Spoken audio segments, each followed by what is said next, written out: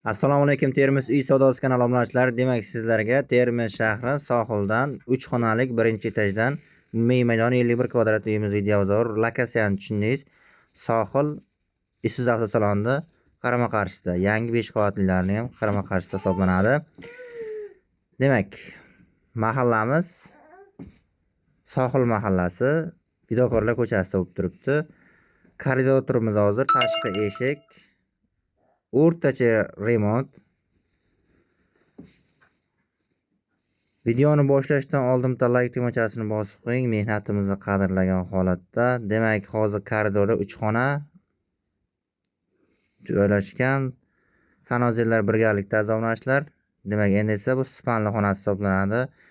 Eng asosiysi skoloznoy kvartira, ya'ni ikki taraflama shamol aylanadi. Hozir kvartiramiz bo'sh holatda turibdi. Shunday holatda sotiladi. Narxini aytib o'tamiz. Narxi 310 million so'm deb baholandi. Naqdga ikkilamchiga sotamiz. Variant barter yo'q.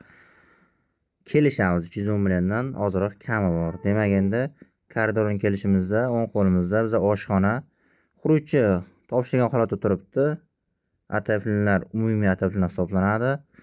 Demak, o'sha ko'hna mebellari bor, gaz plitalar yangi. Bu xonamiz esa detskiy xona. Demak, sohilda bilamiz azomlashlar, xonalarning kvadrat metri, maydoni bir xil hisoblanadi. Ko'rib turganingizdek konditsioner qoladi. Hamma xonalar bir xilda joylashgan. 3 ta xonasi ham xuddi shunday.